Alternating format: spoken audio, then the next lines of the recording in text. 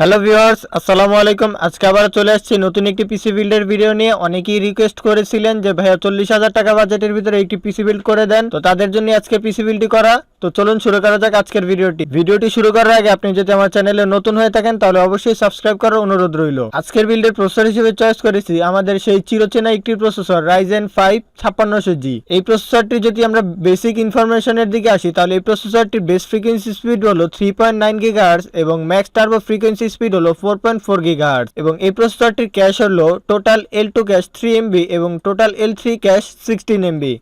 Core হলো 6, thread হলো 12, 6 core 12 থ্রেডের একটি প্রসেসর। এবং এই প্রসেসরটির যদি মেমোরি স্পেসিফিকেশনের দিকে আসি তাহলে এই প্রসেসরটির মেমোরি টাইপ হলো DDR4 এবং মেমোরির ম্যাক্সিমাম স্পিড হলো 3200 মেগাহার্টজ। এই প্রসেসরটির যদি আমরা গ্রাফিক্স স্পেসিফিকেশনের দিকে আসি তাহলে এই প্রসেসরটির গ্রাফিক্স হলো Radeon গ্রাফিক্স এবং বেস ফ্রিকোয়েন্সি স্পিড হলো 1900 মেগাহার্টজ এবং কোর কাউন্ট হলো 7। এই বিল্ডের জন্য মাদারবোর্ড হিসেবে চয়েস করেছি GIGABYTE ব্র্যান্ডের GIGABYTE B450MH AMD M4 Micro-ATX একটি মাদারবোর্ড। এই মাদারবোর্ডটিতে DDR4 এর দুটি র্যাম স্টিক স্লট রয়েছে। প্রত্যেকটি র্যাম স্টিক স্লটে 16GB করে 32GB পর্যন্ত র্যাম সাপোর্ট করবে। এই মাদারবোর্ডটিতে একটি M.2 স্লট রয়েছে এবং PCIe 16 একটি স্লট রয়েছে। এই বিল্ডের জন্য র্যাম হিসেবে চয়েস করেছি HP V6 8GB 3200 MHz এর একটি র্যাম। এই র্যামটির ফ্রিকোয়েন্সি স্পিড হলো 3200 MHz এবং ক্যাশ লেটেন্সি হলো CL16। প্রত্যেকটি ভিডিওতেই বলে থাকে যে AMD প্রসেসরগুলোতে যদি ডুয়েল চ্যানেল র্যাম ব্যবহার করা যায় তাহলে পারফরম্যান্সটা অনেক বেটার পাওয়া যায়। এই বিল্ডের জন্য আমি একটি র্যাম স্টিক নিয়ে নিয়েছি।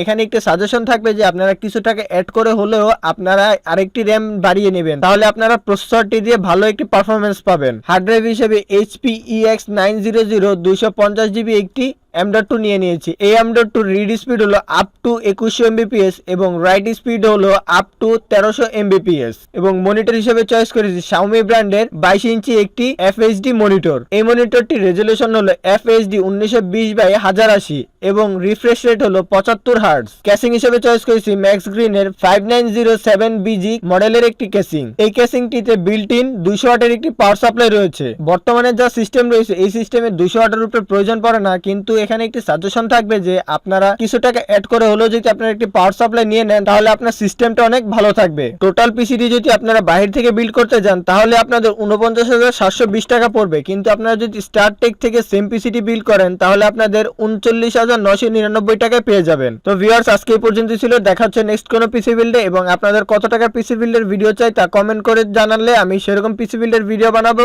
এবং আমার চ্যানেলটি যদি সাবস্ক্রাইব না করে থাকেন তাহলে এখনই সাবস্ক্রাইব করার অনুরোধ রইল।